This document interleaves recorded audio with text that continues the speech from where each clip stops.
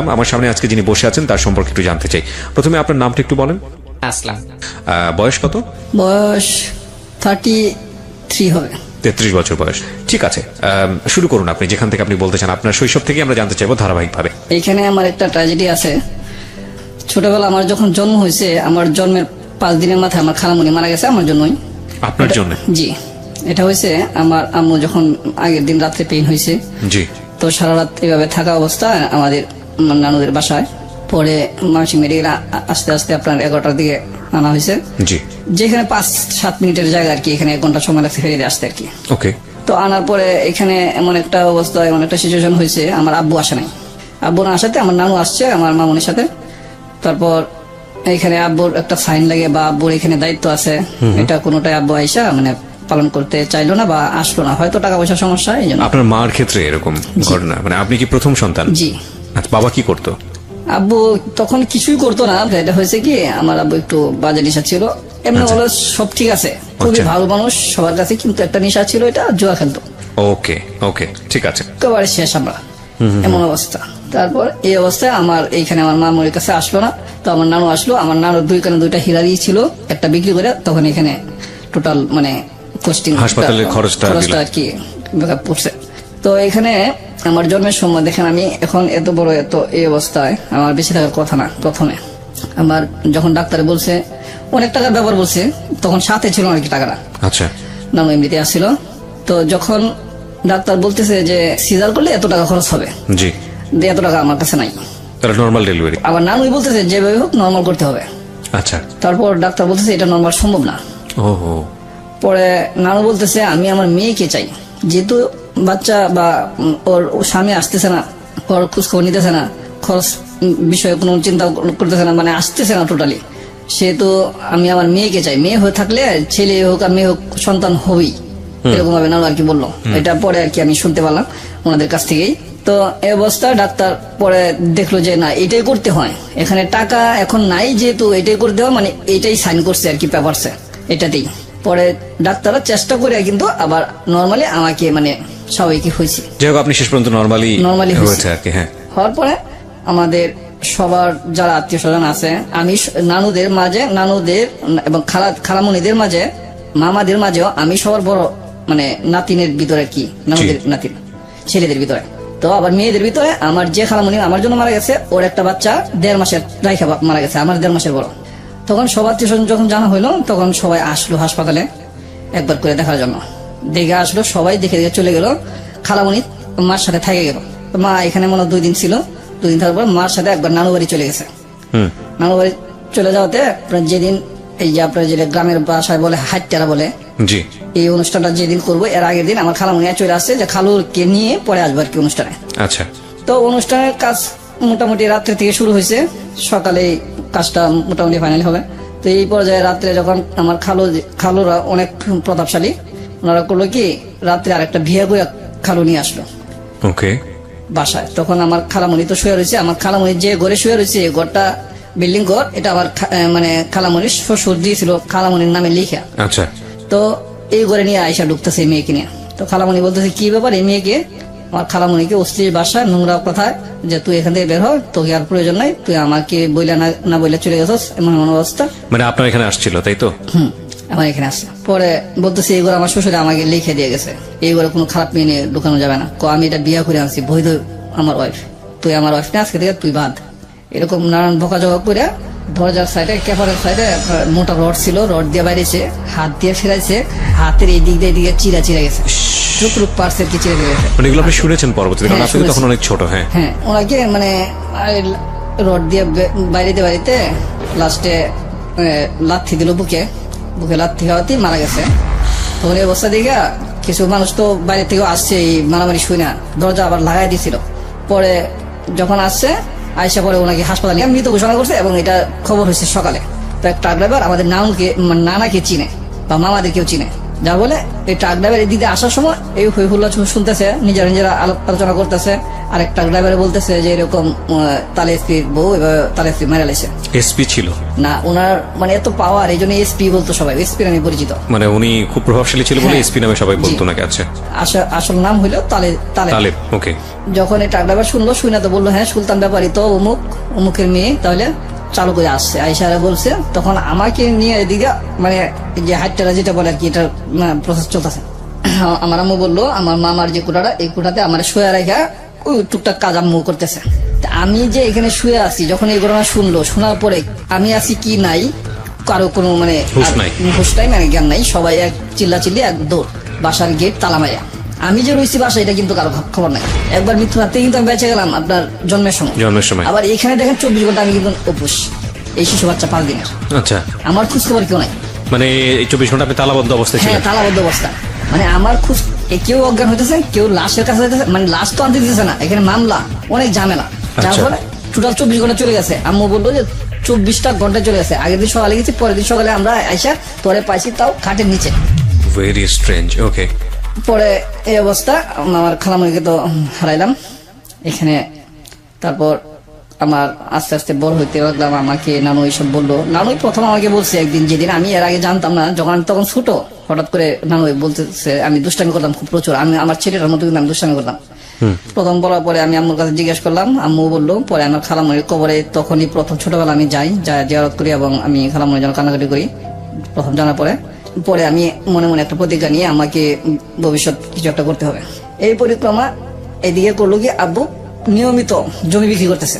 এই জুয়া খেলতে গিয়ে? হ্যাঁ, জুয়া খেলতে গেছে আর জমি বিক্রি করতেছে। আমাদের এখানে 10% 1 কাঠা জমি, 80 কাঠা জমি আপনার ইয়ার সাইটে, মানে একটা বান্ধের সাইটের দিকে বিক্রি করছে। এটা এখন নর্মালি 5 লাখ টাকা কাঠা।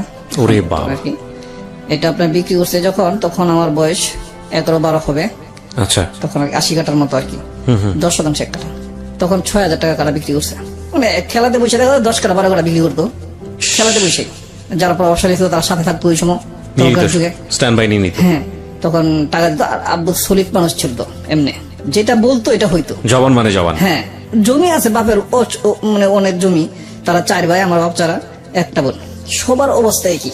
আমার যে মাস্টার চাচা আছে, হেডমাস্টার ছিল, ওনার অবস্থাটা ভালো। কিন্তু ভালো কেমন, উনি এত সহজ সরল মানুষ, এখনকার যুগে থাকা ঠিক না। উনি জমি বিক্রি করে খাবে, কোনো ছাত্রকে টিউশনি পড়াবে না, প্রাইভেট পড়াবে না, কোচিং পড়াবে না, নিয়মিত স্কুলে শিক্ষকতা করে গেছে, যা বেতন পাইছে তা দিয়ে চলছে। এখন রিটায়ার হয়েছে, এখন জমি বিক্রি করে চলতেছে। মানে সবাই শুধু জমি বিক্রি করে? হ্যাঁ। মানে আপনার দাদার কাছ থেকে এত জমি পাইছে? হ্যাঁ, জমি পাইছে। বাহ। এখন হয়েছে কি, আবার আমার মাস্টার যেটা, 3টা মেয়ে 1টা ছেলে, প্রত্যেকটা আবার একটা অনার্স আর একটা ডিগ্রি করতেছে, আর একটা ইন্টার পড়তেছে। তো এরকম করে করে জমি কিন্তু আমাদের টোটালি এক সাইড হয়ে গেছে। এখন যেটুকু আছে আমরা চলতে পারি। এখন এই পরিবেশে আমি হইলাম কি, যখন দেখতেছি জমি বিক্রি করতেছে, আমার পড়াশোনাটা চাপটা বা হয়ে গেছে, মানে ডিল হয়ে গেছে। পড়াশোনার দিকে আর মন ঝুঁকতেছে না।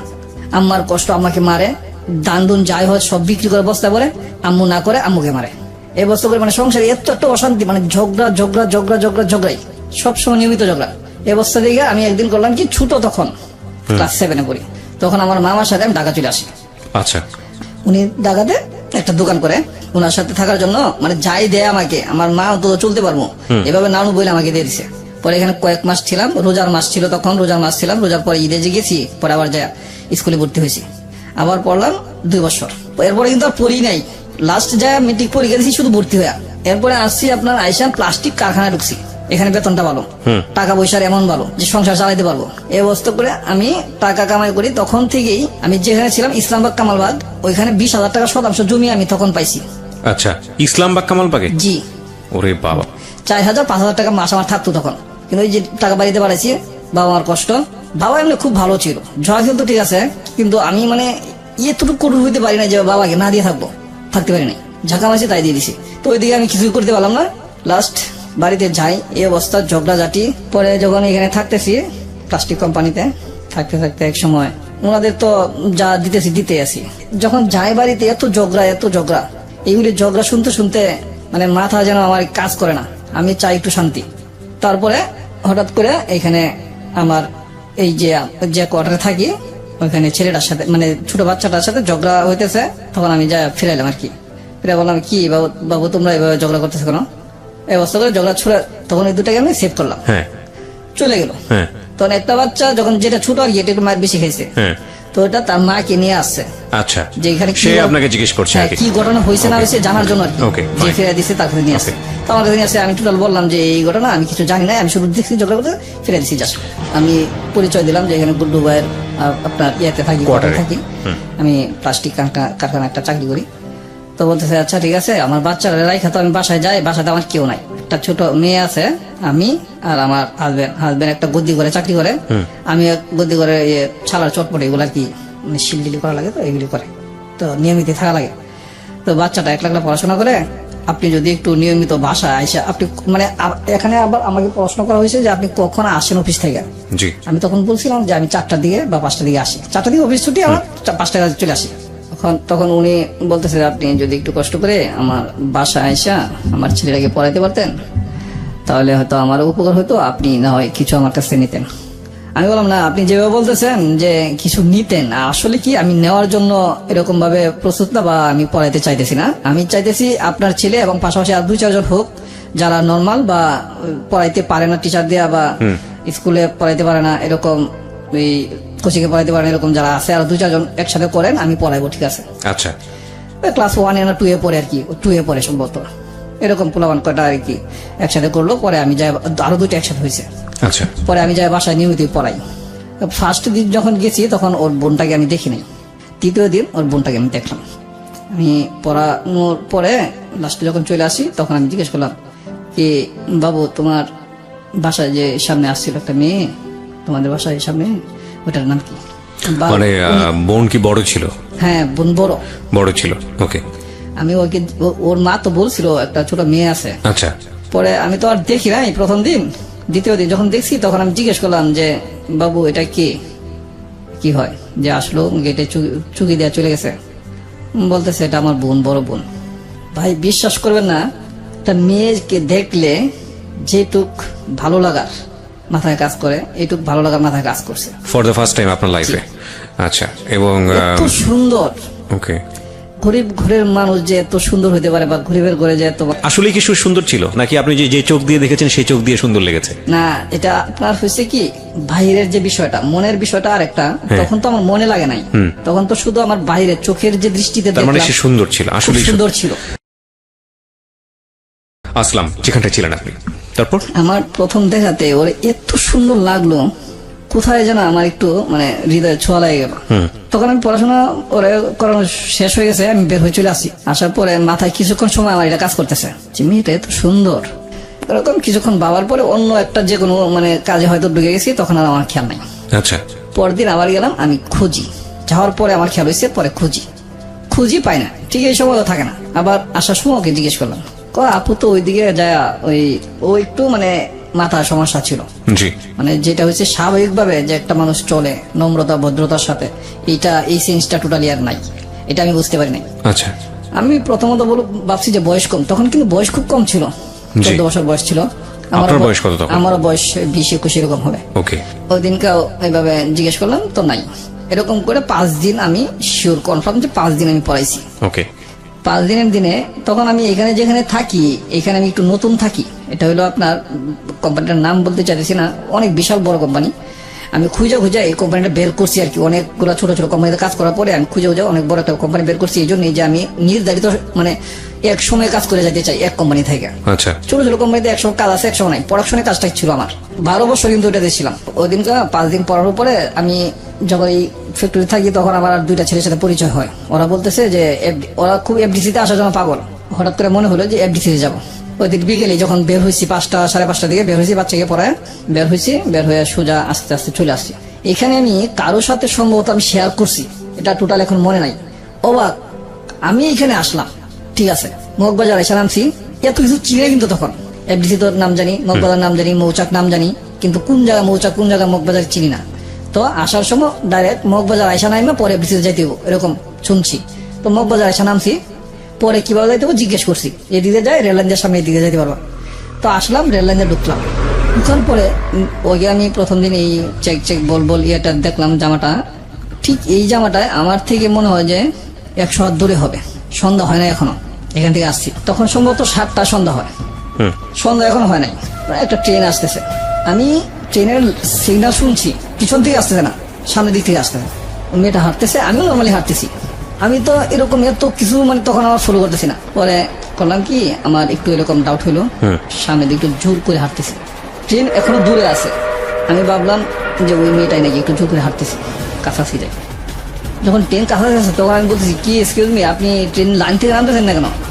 ট্রেন এসে পড়তেছে তো, ট্রেন মোটামুটি এখনো দূরে আছে। তো নামার কোনো আগ্রহ বুঝতেছি না, পিছন দিকে তাকাইলো না, হাঁটতেছে, কিন্তু হাতগুলো অনেক সুন্দর দেখা যাইতেছে। আমি আর একটু জোরে হাঁটলাম, মানে রেল যেদিকে আসতেছে ও সেদিকে যাচ্ছে।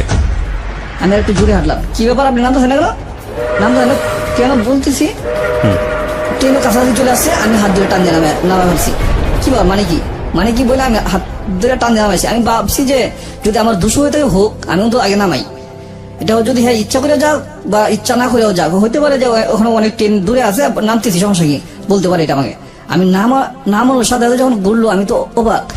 আমি তো ওইটাই তো ওইখানে দেখলাম। আমি বললাম, আপনাকে তো আমি ওইখানে দেখছি, আপনি কি সেই না ওইখানে দেখছেন?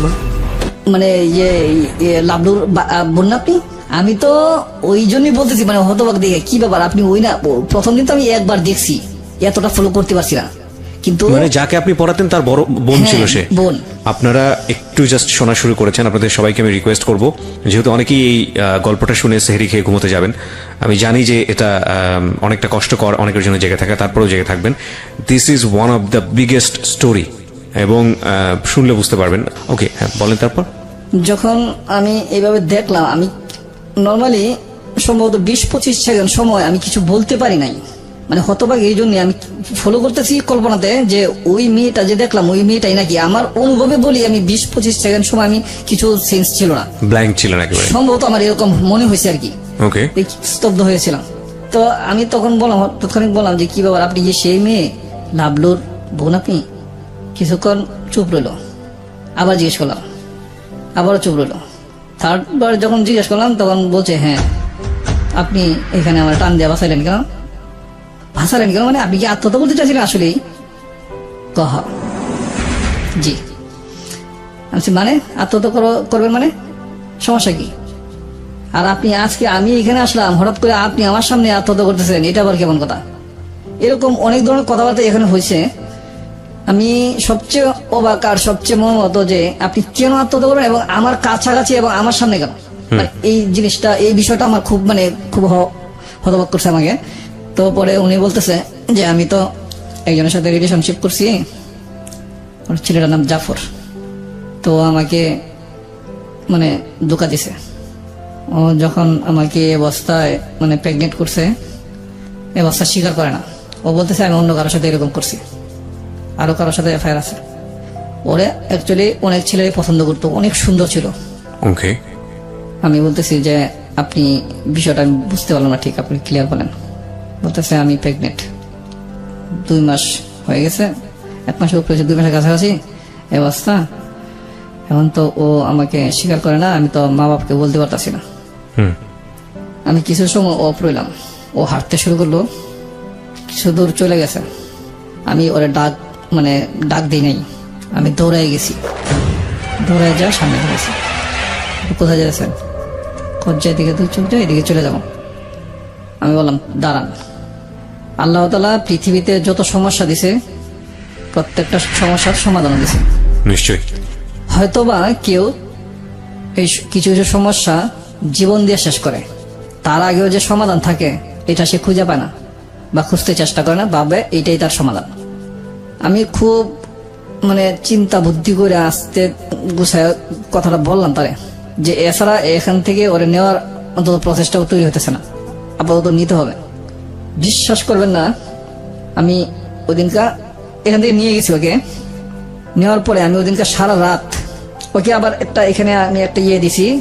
আমি বলছি আপনার যত সমস্যা এটা যদি আমি বুঝে নিই তাহলে কি আপনি কি মানবেন?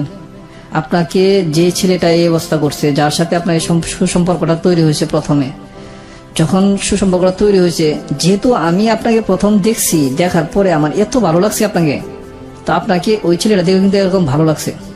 এই ভালো লাগার থেকে আপনার প্রতি নোংরামি একটা চিন্তা হয়েছে ছেলেটার, আর নোংরামির ফসল আপনাকে দিয়ে দিল। আপনি একবার চিন্তা করতে পারছেন যে আপনি কিভাবে ওকে চাইছেন আর ও আপনাকে কি দিল? এখন আমি আপনার কাছে একটা জিনিস, মানে একটা বিষয়ই ক্লিয়ার জানতে চাইবো, ওই ছেলেটার প্রতি কি আরো চিন্তাধারা আছে কিনা আপনার? ওকে কি আপনার জীবনে চাইবেন, বা ওকে কি আপনার জীবনে কখনো ফেরত পাইতে চাইবেন? যখন আপনাকে এটা স্বীকার করতেছে না, আপনাকে যেদিকে মন সেদিকে যাইতে বলছে, যা ইচ্ছা তাই করতে বলছে, এটা আমি কখনোই মানে নিব না এভাবে বলছে, তো আপনি কি করবেন? ওই ছেলেকে আবার কখনো গ্রহণ করবেন? যদি আপনার মনের মাঝে ওই ছেলেটা থাকে তাহলে বলেন। আর যদি বলেন যে না, এই অবস্থায় যে আমাকে গ্রহণ করছে না, তাকে আমার প্রয়োজন নাই, আপনি দুটার থেকে যে কোনো একটা সাইড নেন, তারপরে আমি আপনাকে একটা ডিসিশন দিব, এটা মনে হয় যে আপনার কাজে লাগবে। ওকে। পরে বলছে না, ওর তো কাছে যাওয়ার তো আর কোনো সম্ভাবনা নেই, ও তো যেহেতু আমার এই অবস্থা করে এভাবে আমাকে ছাড়ে দিছে, ও কোনোভাবে আমাকে স্বীকার করতে রাজি না, সেহেতু ওর কাছে আমার যাওয়ার প্রশ্ন আসা। আপনি খুব সুন্দর কথা বলছেন। আমি যদি এই বাচ্চা সহ আপনাকে চাই, আপনি কি আমার কাছে আসবেন?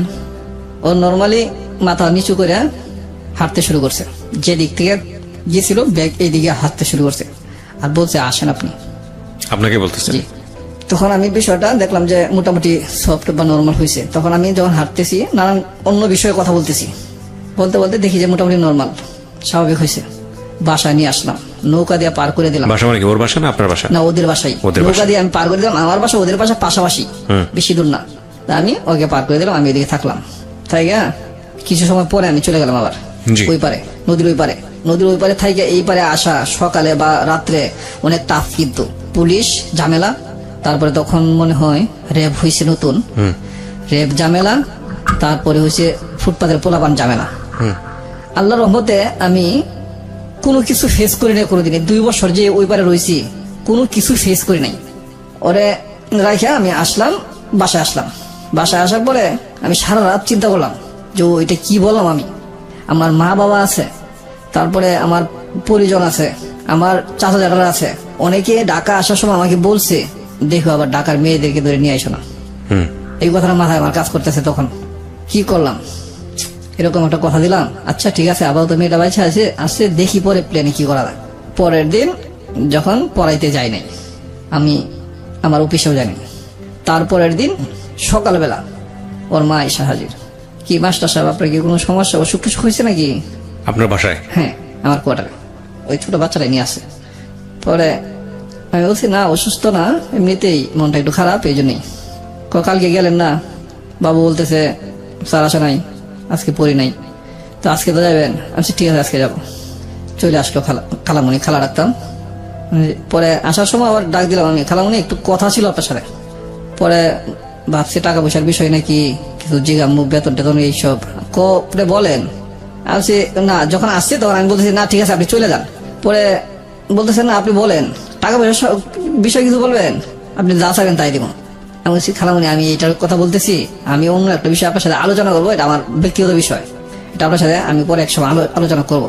কত এখনই বলেন, এখন তো আমার সময় আছে, আর পরে যাবো কাজে। আচ্ছা না এখন না, আমি একটু মানসিকভাবে প্রস্তুত হয়ে নেই, পরে আপনাকে বলবো।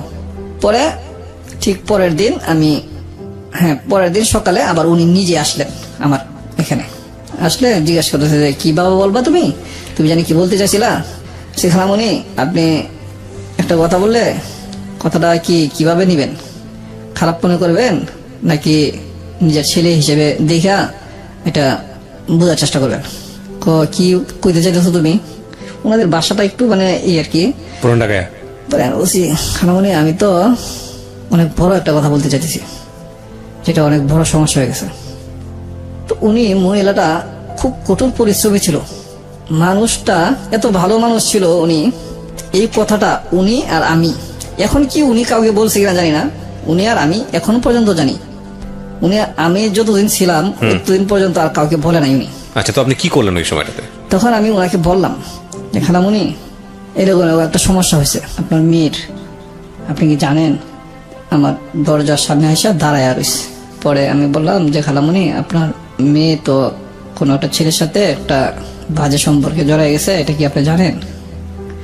তখন কিছুটা মানে আজ পাইছে, কোনো একটা ছেলের সাথে সম্পর্ক বা এরকম কিছু কথা মানুষ বলা বলি করছে, যার ফলে উনি চটজলদি এসে আমার সাথে বসছে। বাবা তুমি একটু পরিষ্কার করে বলো তো তুমি কি জানছো। বলছি খালামণি আপনি যদি কিছু না মনে করেন, যদি সহজভাবে নেন বিষয়টা, তাহলে কিন্তু আপনি সব শুনতে পারবেন। আর যদি এখনই রাগ করেন তাহলে কিন্তু অনেক দূর পর্যন্ত আপনি শুনতে পারবেন না। কারণ আপনাকে যতটুকু বলছি আর বেশি আমি এখন বলবো না। আমি দেখবো আপনার মেয়ের সাথে কি আচরণ করেন, আপনার মানসিক কতটুক ধৈর্য আছে, তারপর আমি বিস্তারিত বলবো। বাবা বলো, সমস্যা নাই। আমি বলছি যে আপনি দেখেন এখন যেটুক বলছি এইটুকি, আর এখন বলবো না। আপনি কালকে আসবেন, কালকে বাকিটুকু বলবো। তো উনি খুব জোর করে ধরছে যে না বলতে হবে, বাবা তুমি বলো, কোনো সমস্যা হবে না, আমি তোমাকে কথা দিলাম। ওকে। পরে আমি বললাম যে খালামণি আপনি জাফর নামে একটা ছেলে আছে, চিনেন? চিনি তো। করা তো অবস্থা ভালো, এক বাপের এক ছেলে, ছেলেটা দেখতেও ভালোই আছে, একটু খাটো। ওই ছেলেটার সাথে আপনার কুট্টির সম্পর্ক, মানে ওরা ডাক নাম মানে কুট্টি হয়ে ডাকতো ওর মা। তো এটা বাজে সম্পর্কে পরিণত হয়েছে ওর সাথে, মানে নোংরামিতে গেছে, বাচ্চা পেটে এখন। প্রিয় শ্রোতা, আমরা শুনছিলাম আসলামের জীবনের গল্প। বলার পরে কি হলো? যখন ওনাকে এই কথাটা বললাম যে আপনার মেয়ে তো প্রেগনেন্ট, উনি আমাকে জড়ায় ধরলেন।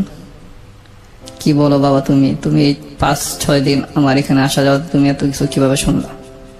আমি বলছি এটা আমি যেভাবে শুনছি বলতে শুনি নাই, দেখছি যেভাবে প্র্যাকটিক্যালি আমার সামনে এরকম উপস্থাপন হয়েছে। এটা আপনি ওই সুইসাইড করতে গিয়েছিল এই ঘটনাটা বললেন? জি। আমি যে খালামণি দেখেন আমি ওই ছেলেটার সাথে একবার কথা বলবো, আমি তো সেই ছেলের সাথে আমি জাফরের সাথে কথা বলবো। পরে আমি পরের দিন ওই জাফরের সাথে কথা বলি। কথা বলার পরে ও আমাকে বলে সব মানুষকে পিড়াইছি, মামাসিকে পিড়াই না এখনো। এটা বলে আপনাকে? তখন আমি বলি ভাই আপনি পিড়াইছেন না, পিড়ান, সমস্যা নাই, কিন্তু আমি যে কথাটা বলছি নর্মালি যদি এটার একটা উত্তর দিতেন, এটা একটা সলিউশন পাওয়া যাইতো। এখনো তুই বুঝস নাই, এই বিষয়ে আমার সাথে কোনো কথা নাই। ওই মেয়ের চরিত্র এরকম, ও বাজে লোকের সাথে মিশে। এইটুক পর্যন্ত আমি এর কাছ থেকে শুনছি বাজে লোকের কাছে মিশে। তখন আমার এই জিনিসটা নাই যে সত্যি কি বাজে লোকের সাথে মিশে। আপনি তাকে লাভ করে ফেলেছেন মেয়েটাকে? না, এখনো লাভ করিনি। মেয়েটাকে তো লাভ করেছেন? না, এখনো লাভ করি নাই। এখন শুধু ওকে আমি কথা দিছি যে এটার একটা সলিউশন আছে, এটা নিয়ে আমি তো এরকম হইতে পারে কোনো একজন মানুষ এরকম একটা কিছুর দায়িত্ব নিতে পারে, সেটা আমিও নিতে পারি। আচ্ছা, আমার কথাই বলছি। আমি এখনো ভালোবাসা তাকে আমি টানতেছি এরকম না। পরে আমি যখন শুনলাম ওর কাছ থেকে এই কথা, আমার পরবর্তীতে বারবার মনে হইলো যে এই মেয়ে অনেকের সাথে এরকম নোংরামি করছে, অভ্যাস আছে। আমার খুব রাগ হয়েছে এই কথাটা শুনে। আমি এখান থেকে ফিরে চলে আসি। তখন আমি ওর মার আগে ওর সাথে একটা ডেট করি, বলি দেখো আমি ওর কাছে গেছিলাম, ও তো আমাকে এভাবে বলছে। তখন ও আমার কাছে চলে গেল আগে। আমি পিছন যাইতেছি, কিছু দূর যাওয়ার পর আমি যাইতে পারলাম না, কারণ ওদের সীমানার কাছাকাছি এভাবে যদি ডাকাডাকি করি বা পিছনে হাঁটি তাহলে একটু সমস্যা আছে।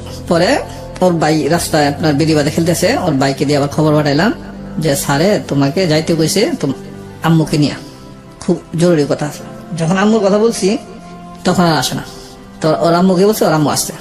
পরে আমি বলছি খালামণি আপনি আসছেন, ওকে সাথে নিয়ে কিছু কথা বলতে চাইছিলাম, আপনি যদি আমাকে বলার সুযোগ দিতেন তাহলে দুজন একসাথে থাকলে ভালো হতো। আসো বাসায় যাই। আমি বাসায় গেলে আপনার এখানে কোনো সমস্যা? না, কোনো সমস্যা না, আমি এর সাথে আছি, বা সমস্যা গেল। পরে বাসায় গেছি, যাই দেখি ওনার বাবা আসছে। বাবা আসলে আমি এখন ভয় পাই যাইতেছি যে বাবার সামনে আবার ওর বাবা বারবার আমার দিকে তাকাইতেছে আর জিজ্ঞেস করতেছে, আড়ালে যা জিজ্ঞেস করতেছে কে ছেলেটা। ওর বাবা আমার যে কয়েকদিন মাস্টারি করছি দেখে নাই, বাচ্চাদের পড়াইছি দেখে নাই। পরে যা ওর মাকে আড়ালে নিয়ে জিজ্ঞেস করলো, পরে বলছে এই ঘটনা, বাচ্চাকে পড়ায়, আর বাচ্চাদের পড়াইবো, মানে উনি ম্যানেজ করছে আর কি। ওর বাবা চলে গেছে এখান থেকে। পরে খালামণি আসলো, ও আসলো। আমি বললাম খালামণি দেখেন, এটা যদি আপনি আমার উপরে এখনো ছাড়তে পারেন না, বা এটাকে আপনি এরকম ভাবে নিতে পারেন, আমি বলছি মানে টোটালি যেটা বলছি সত্যি এটা বলতেছি। আমি বলছি দেখেন আপনি এটাকে ফালাই দিতে পারেন, ক্লিয়ার করার জন্য বলছিলাম আর কি, ক্লিয়ার করতে পারেন, বা এটার জন্য আমি নিতেও পারি, কিন্তু আমাকে যে দিবেন, আমাকে কতটুকু বিশেষ করে দিবেন এটা আপনার জানা দরকার আছে। ওর মা বলতেছে বাবা দেখো তুমি যে কথা বলছো আজকের যুগে এই সব কথা মানুষ বলে না, তোমার সাথে আর কিছু বোঝার নাই।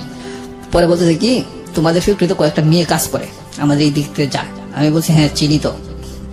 ও যখন বাড়িতে থাকে একলা থাকে, অন্যদের সাথে আড্ডা দেয় ফালতুমি করে, এসছে তুমি তোমার এখানে নিয়ে কাজ দেও একটু। পরে ঠিক তাই করলাম যে তোমার এখানে থাকলো, তোমাকে দেখলো, তুমি দেখলা, তুমি চিন্তা জানলা, তোমাকেও হ্যাঁ চিহ্ন জানলো। পরে ঠিক তাই করলাম, আমার কারখানায় আমার ফ্যাক্টরিতে নিয়ে কাজে দিলাম। ওইখানে কাজ করে ওর সাথে আমার কোনো পরিচয় নেই, দূর থেকে ও যা দেখে আমাকে আমি ওকে তাই দেখি, কথা নাই, কোনো পরিচয় নেই, এরকম একটা ভাব। 1 মাস হয়েছে, তখন তো ওইদিকে আগায় গেছে, বাচ্চা বড় হওয়ার ব্যাপার। বাচ্চার বড় ব্যাপার। পরে 1 মাস থাকার পরে এখানে একটু সুসম্পর্ক আমাদের দুজনের ভিতরে হয়ে গেল। এই 1 সপ্তাহ পরে থেকে কথাবার্তা চলে। ম্যানেজার 2জন ছিল, করিম ভাই, কবির ভাই মারা গেছে, আল্লাহ ওনাকে ভালো জায়গায় রাখুক। ওনাদের সাথে সবসময় থাকতাম আমি, ওনাদের অফিসে শুইতাম আমি বেশিরভাগ নাইট পড়তো আর কি। নাইট করা হইলে 2টার পরে শুইতে হইতো, 2টার পরে ওনাদের অফিসে শুইতাম আমি ওনাদের সাথে। তা একদিন কবির ভাই ডাইকা নিল, এইখানে বসে তুই কাজ করবি আর ওরা ওইদিকে ওই রুমে করবো। কেন ভাই? ও এত নম্র ভদ্র ব্যবহার দেখাইছে অফিসে, এর চেয়ে ভালো ভদ্র ব্যবহার হইতেই পারে না। একটু দুষ্টামি করে আর কি, দুষ্টামি এরকম, কিন্তু এটা একটু খারাপও লাগে। আবার অনেক সময় মনে করি বড় ভাই হিসাবে এরকম মানে চর দেয়, একটু হাতে ধরে টান দেয়, এরকম কিছু টাইপের আর কি। এত নোংরামি কিছু না, অন্য কিছু বোঝা যায় না। তা আমি যে আগে পছন্দ করি বা ও আমাকে এখন পছন্দ করতেছে, অলরেডি পছন্দ করা শুরু হয়ে গেছে। কিন্তু আগে তো কথা দিলাম এরকম পরে এইভাবে, অলরেডি পরে পছন্দ করা শুরু হয়েছে, এত ভালো লাগে। পরে কবির ভাই এটা ফলো করলো, নিয়মিত আসি, খোঁজ খবর নেই, তুই এখানে একলা বসে অফিসে কাজ করবি, মাল কিছুগুলো আইনা দিল এখানে আর ওরা ওইখানে করবো। কেন ভাই আমি এখানে কেন? তো উনি যা বললো আর কি এটাই, যে তুই ওদের চেয়ে সম্পূর্ণ আলাদা, সব দিকে আলাদা, তোর সাথে কথা বলার কেউ নাই, মানে তোর যে চেহারা সুন্দর, যে গেট আপ, এই গেট আপে তোর সাথে কথা বলার কোনো লোক নাই।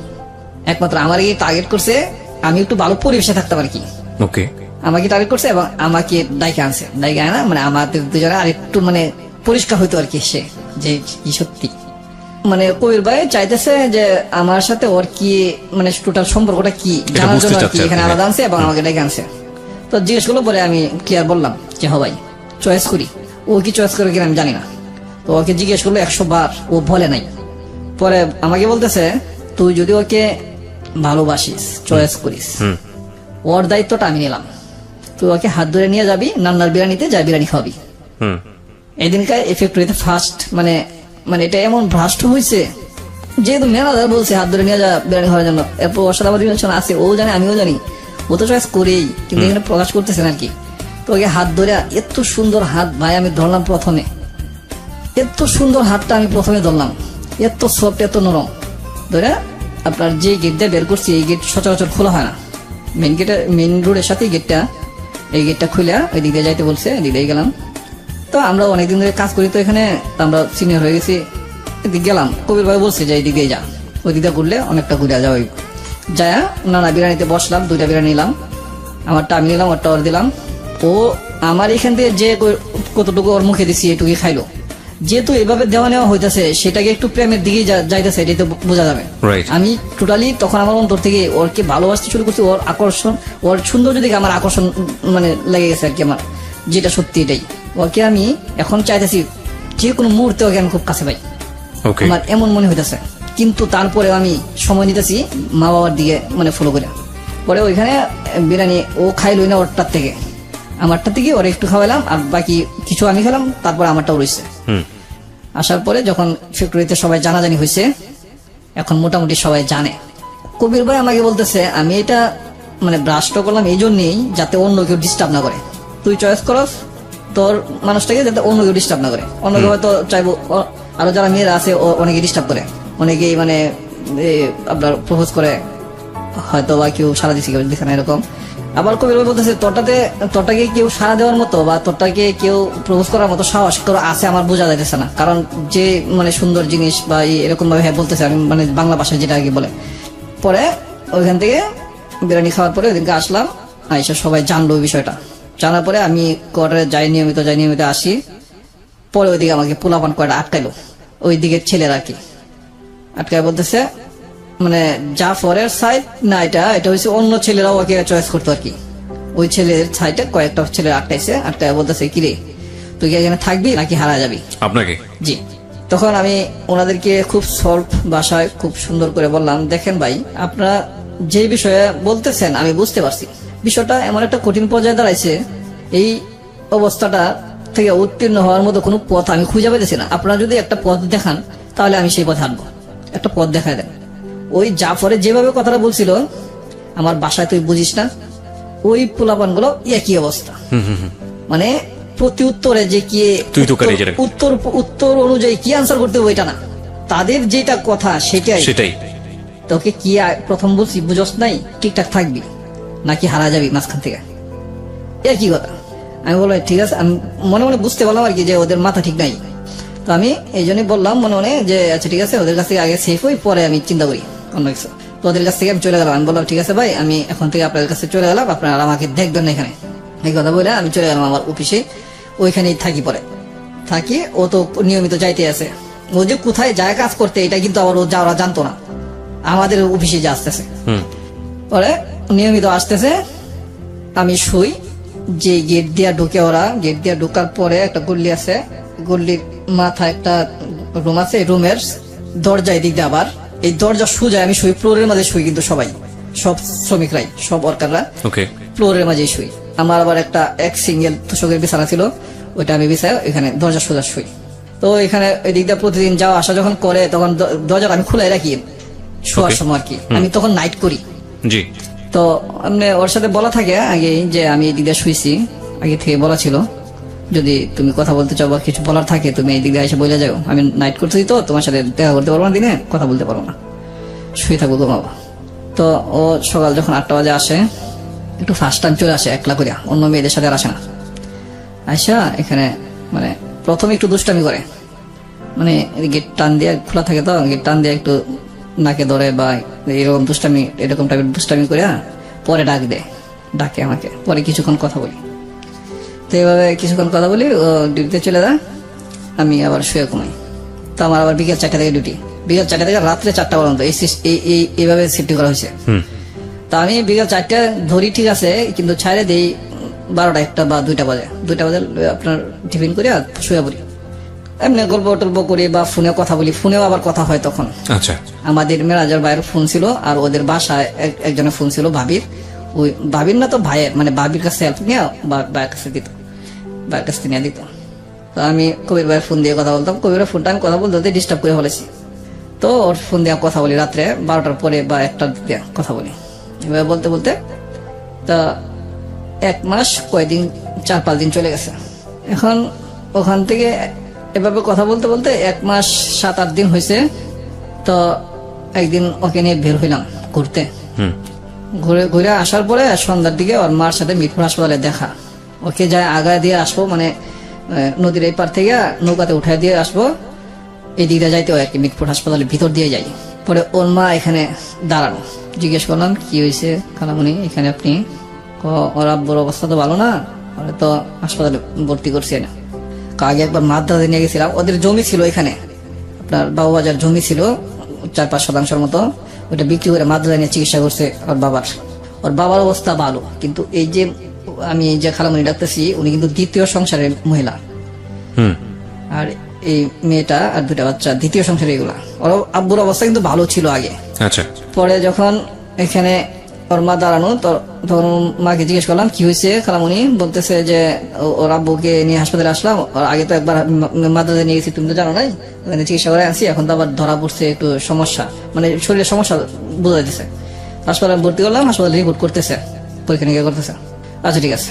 তো হাসপাতালে ঢুকলাম, ঢোকার পরে যা দেখলাম বেডে শুয়ে রয়েছে, পরীক্ষা নিরীক্ষা গুলো দিছে এবং ভর্তি থাকতে হবে। এখন বাসায় কেউ যায় না, সব হাসপাতালে সারাদিন কাজ করে যার যার মতো হাসপাতালে চলে আসে। খালামণি ওই দিক দিয়ে পাক করে নিয়ে আসে বলে হাসপাতালে, ওই মেয়েও খাই গেলে, আঙ্কেলও খাই এখানে, আর আমি তো খাই আসি, আবার অনেক সময় ওদের সাথে খাইতে হয়, কিন্তু আমি কন্টিনিউ ওইখানেই থাকি, ডিউটির পর ওইখানেই, রাত্রে ওইখানেই।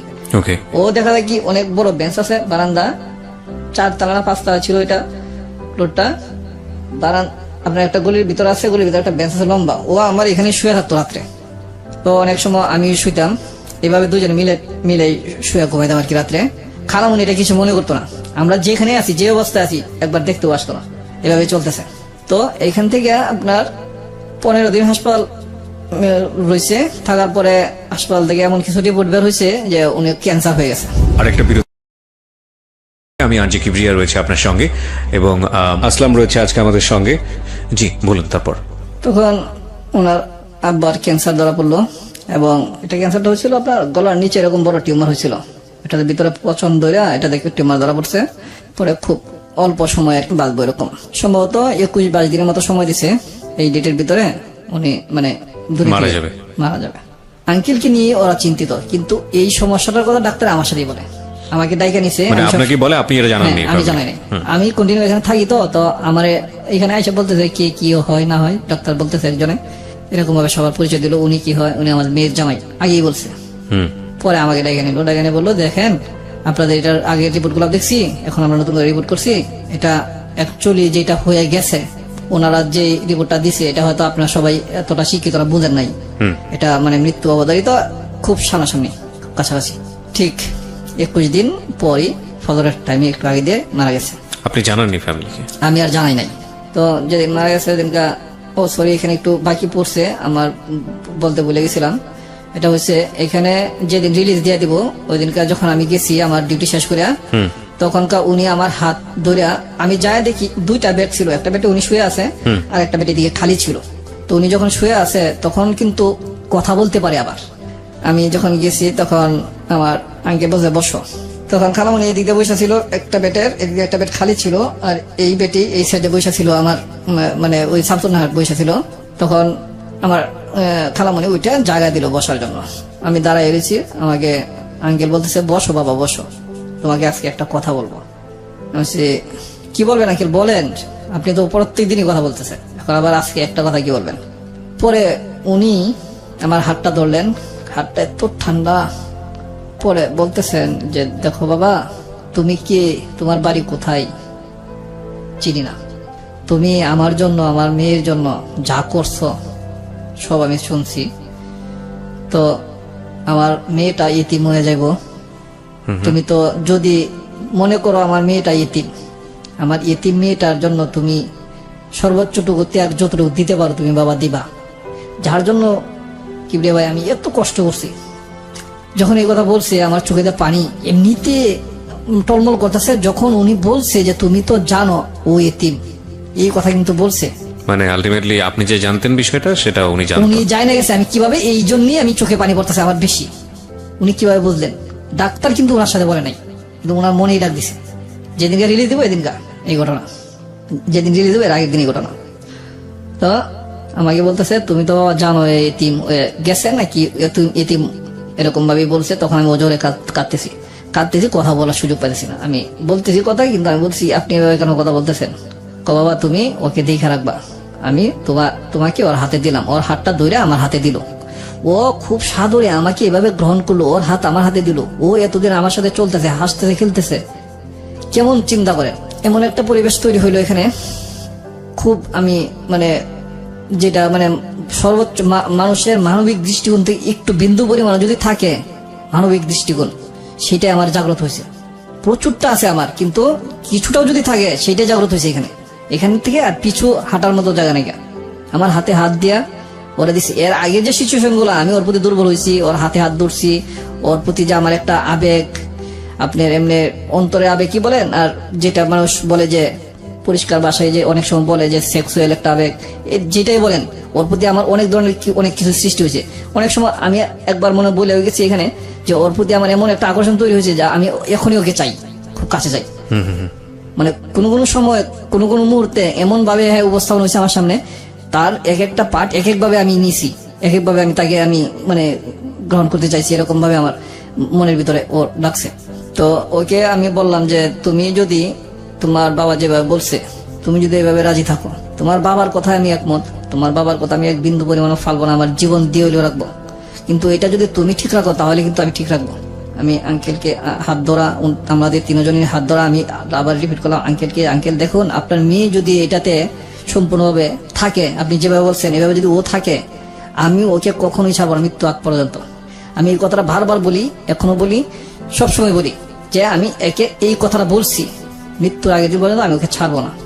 তো এখান থেকে পরের দিন নিয়ে যাওয়া হলো ওনাকে। আর এই ফাঁকে আমরা প্রতিদিন রাত্রি আমরা মানে দুজনই ছেলে মানুষই ছিলাম। আমার বয়স তো 21 ছিল, ওর বয়স ছিল 14 বছর। ছেলে মানুষই ছিলাম আমরা, অনেক দৌড়াদৌড়ি করতাম কিন্তু হাসপাতালে। বাচ্চা পোলাপান যেভাবে দৌড়াদৌড়ি করে, যেভাবে খেলাধুলা করে, এভাবে কিন্তু দৌড়াদৌড়ি করতাম আমরা। এখন যেটা বুঝি আর কি, এখন এটা বলতে গেলে নিজের কাছে অনেক ছোট লাগে বা মনে খারাপ লাগে যে এরকম কি করছি আমরা। কিন্তু কোনোদিন দুজনের ভিতরে কোনো রকম অনৈতিক বা অন্যরকম নোংরামি টাচ বা অন্যরকম নোংরামি চিন্তাও হয় নাই ওকে কাউকে না, আমিও না ও না, কিন্তু ও তো এই কাজটা করছে, কিন্তু ওইগুলি আমার মনে পড়তো না। পাশাপাশি দেখেন ওইটা কিন্তু বেড়ে উঠছে। হ্যাঁ, খুব স্বাভাবিক। তো জুলাই আগস্ট মাস গেল, সেপ্টেম্বরের 17-18 তারিখে মারা গেছে। ওকে। তো আমি এখন মারা গেছে, এখন ওনাকে যাই খবর দিলাম, এখন একটু যাওয়া হয় না এদিকে, ও আসে, ওকে নিয়ে মানে প্রতিদিনই এখন ঘুরতে বের হই। বাবা মারা যাওয়ার পর দিন থেকেই এদিক সেদিক যাই, যায় বসি, অনেক গল্প করি। গল্পগুলো খুব মানে সংসারী গল্প। তারপরে ওর বাবা মারা গেছে এই ধরনের কিছু গল্প, তার বাবা যেসব কথা বলে গেছে এই ধরনের কিছু গল্প, কিভাবে তোমার বাবার স্বপ্নকে বাস্তবায়ন করা যায়, কিভাবে তোমার বাবা আত্মার শান্তি পাবে, এরকম কথাবার্তা আমি বলতেছি নিয়মিতই। এই 5 দিন চলে গেল এইভাবে। 17, 5, 22, 23 তারিখ যখন আমরা ঘুরতে বেরোইছি, ডিউটি শেষ বিকাল 4টা, তখন আবার মিরপুর হাসপাতালে এদিকে বের হই। মিরপুর হাসপাতালের সামনাসামনি আসছি, ওনার মা আসছে। ওনার মা এসে বলতেছে, বাবা এই পর্যন্ত তো কিছু বলি নাই তোমাকে, আজকে তোমাকে একটা কিছু বলবো। হাসপাতালের সামনে এখানেই খোলামেলা এবং খুব নিরিবিলি, মানুষজন নাই, এই সাইডটা গাছপালা ভরা, এদিকে মানুষজন কম আসে। পরে বলতেছে, তোমাকে আজকে কিছু বলবো। কি বলবেন খালামণি? বলতেছে, আজকে ওরে তোমার হাতে তুলে দিলাম, তুমি ওকে নিয়ে যেদিকে যাইতে পারো, তোমার খুশি, তুমি ওকে রাখো, মারো আর বাঁচাও, যাই করো। আমি কিছুক্ষণ গভীরভাবে চিন্তা করলাম। এই দিয়ে কিন্তু আমার মা বাবা বা আমার আপনজন কেউ কিছু জানে না। কিন্তু কিছু জানেও না, এবং আমি ভুলেও গেছি মোটামুটি প্রায় এই 1-1.5 মাস 2 মাস এই সময়টা আমি কিন্তু কোনো খোঁজ খবর নাই। খোঁজ খবর নাই, টাকাও পাঠাইনি। হুম। তো ওই সময় আমার বাড়ির অবস্থাটা তেমন একটা খারাপ না, এখন এই সময়টা একটু ভালো ছিল। আচ্ছা। ভালো ছিল বলতে, আমার বাবা আবার জমি বিক্রি করছে বাড়ি করার জন্য। হুম। বাড়ি করব, এর আগে দিয়ে আমার বাবা কিন্তু আমাদের অফিসে আসছিল টাকার জন্য। আচ্ছা। আসার পরে আমার বাবাকে ম্যানেজার বলেছে, আর ছেলে অনেক বড় হয়েছে, বিয়ে করার না কেন, হুম। দুষ্টামি করে বলছে, যদিও আমার বসা নাই। হুম। ওই বিষয়টা মাথায় রেখে সম্ভবত আব্বু জমি বিক্রি করছে, জমি বিক্রি করে ঘর ওঠানোর জন্য প্ল্যান করছে। হুম। তো এই ফাঁকে আমি ঢাকাতে যখন এই অবস্থা, আমাকে বলতেছে যে তুমি যাই করো, তোমার সিদ্ধান্ত, তুমি ওকে যেখানে নিয়ে যাও, বাঁচাও আর মারো। তো আমি কিছুক্ষণ স্তব্ধ থেকে নীরবে থেকে আমি বললাম, আন্টি দেখেন, এটা আসলে এরকম হয় না, এটার একটা মানে ডকুমেন্ট বা একটা থাকতে হবে, ইস্যু থাকতে হবে, ক্লিয়ার থাকতে হবে, আর নাহলে এটা খারাপ দেখা যায় সমাজের মাঝে, এটা খুব খারাপ দেখা যায়, আপনি এটা আমাকে ডকুমেন্টস করে দেন। পরে উনি বলছে, তোমার ইচ্ছা, তুমি যেভাবে করো আর কি। পরে আমি বললাম যে আপনি কালামণি আর 2জন লোক নিয়ে আসেন, যেহেতু আমি শুনছি জানছি মানুষের কাছ থেকে বিয়ে করলে সাক্ষী লাগে, মেয়ের পক্ষ 2জন, ছেলে পক্ষ 2জন। আমি বললাম, খালামণি আপনি যায় আর 2জন লোক নিয়ে আসেন, আর আমি আমার ফ্যাক্টরি থেকে 2জন ছেলে নিই, তো সাক্ষীগুলো নিয়ে আমি আজকে বিয়ে করব। 23 তারিখ বৃহস্পতিবার সন্ধ্যা 7টা। তো এই ফাঁকে আবার ওদেরকে, আমার বন্ধুদের ফোন করলাম আর খালামণিরা পাঠাইলাম বাড়িতে, বাসায় 2জন লোক নিয়ে আসার জন্য। আমি আবার ওই ফাঁকে ওকে নিয়ে কিছু মার্কেটিং এ গেলাম। ভাবলাম আজকে যেহেতু বিয়ে করব, সাথে আবার টাকা আছে আমার, ভাবলাম আজকে যেহেতু বিয়ে করবো সেহেতু কিছু অন্তত ওকে দিই। তো ওর জন্য নাকের একটা ফুল কিনি যায়, আর ভালো একটা 3 পিস কিনি। আমার জন্য কিছু কিনি না। একবার আমার মনে হইলো, ও তো আমাকে বললো না তোমার জন্য তো কিছু কিনলা না, একবারই মনে হচ্ছে, জাস্ট, এর বেশি আর মনে হয় নাই। আচ্ছা। এটা নর্মালি আমি নিয়ে নিছি, যে অসুবিধা নাই।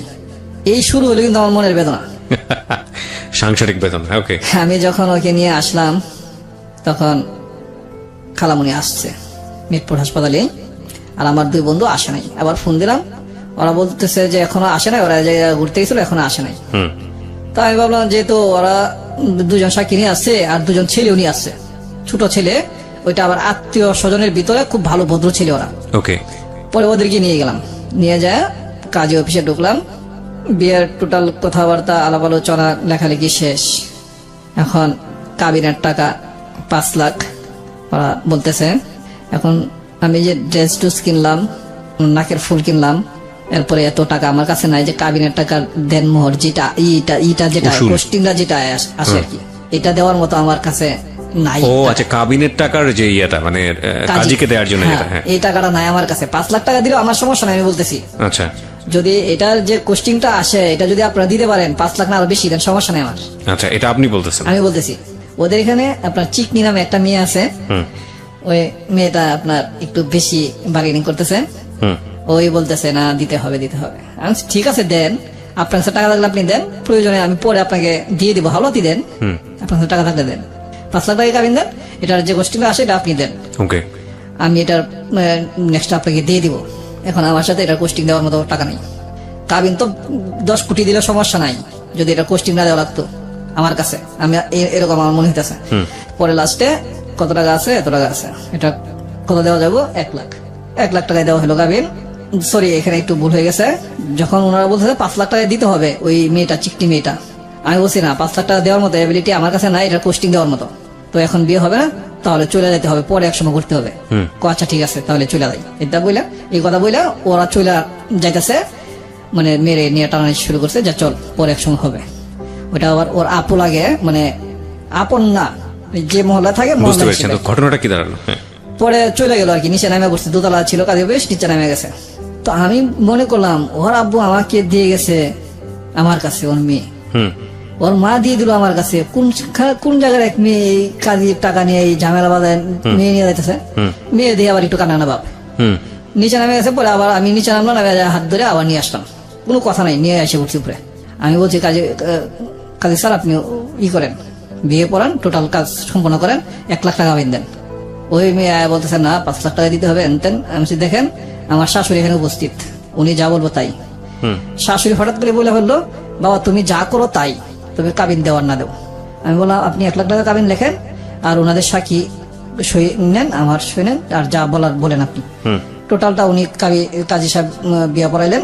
বিয়া শেষ, আমি ওখান থেকে ওদেরকে নিয়ে আবার নৌকাতে উঠায় দিয়ে দিলাম ওদের এখানে চলে যাওয়ার জন্য। মানে বউকেও দিয়ে দিলেন? বউকে বলুন তারপর। আমি বিয়ে করলাম, ওকে বিয়ে করে ওকে নদীর এই পার থেকে নৌকায় উঠাই দিলাম, ওদের সবাইকে বাসায় যাওয়ার জন্য। ওরা বাসায় চলে গেল। ওরা খুব রিকোয়েস্ট করলো আমাকে যাওয়ার জন্য, এবং ছেলে দুটা ছিল, ওরা বলতেছে যাইতে হবে। আমি বললাম না, ঝামেলা আছে ওইদিকে পোলাপান গুলো এরকম। আমি তখন ওর কনসেপ্টে কয় মাস চলতেছে? কনসিপে 3 মাস সামথিং। ওকে। পরে আমি যখন যাইতে চাই না, ওরা বলতেছে কি ছেলে কি করবো, কোন ছেলে আর কি করবো, আসো তুমি আমার সাথে, তুমি বিয়ে করছো, এখন তুমি বেটার মতো যাবা। আমি বললাম দেখো ভাই, ঝামেলা এরা চলাটা ভালো, ঝামেলা যুক্ত করে এই মামা সিং এর বা অন্য কোনো বইলা গর্ব করে এগুলো কোনোতে লাভ নাই। ঝামেলা হয়ে গেলে তো হয়ে গেল। তাও ওরা নিয়ে যায়, ওর সাথে নিয়ে গেল, এবং নদীর ওই পারে যাইলাম, এই নৌকা দিয়ে আমি আবার রিটার্ন চলে আসলাম, ওদেরকে নামাই দিয়ে আসলাম আর কি। আমি বললাম যাও এখন ভাই, আমি আমার ঘরে চলে যাই, আমি পরে আসতেছি, একটু গুজগাছ করে আসতে হবে, একটু সিস্টেমের ভিতরে আসতে হবে। তো আমি যখন চলে আসলাম এখান থেকে চলে আসার পরে আপনার সেপ্টেম্বরের 30 তারিখ বিয়ে করছি। শুক্রবার দিন আমার এক ভাতিজা খলিল নাম, ও আসছে আম্মুর একটা চিঠি নিয়ে, যেহেতু 2 মাস ধরে বাড়িতে যাই না বা যোগাযোগ করি না, চিঠি নিয়ে আসছে শুক্রবার। আমি শুক্রবার অফ ডে কিন্তু ডিউটি করতেছি, মানসিক একটু চাপ আছে, চিন্তা করলাম কাজে থাকলে মানসিক চাপটা কমে যাবো। পরের দিন আবার যখন ডিউটি করতেছি 9টা-10টার দিকে আমার ভাতিজা আসছে চিঠিটা নিয়ে, বলতে তোমার আমার একটা চিঠি দিছে। তখন আমি ডিউটিটা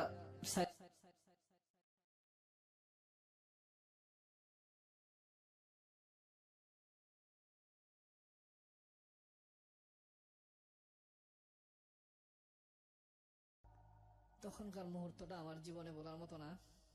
আমি যেন আমার মার মুখের কথা শুনতেছি, আমি পড়তেছি না।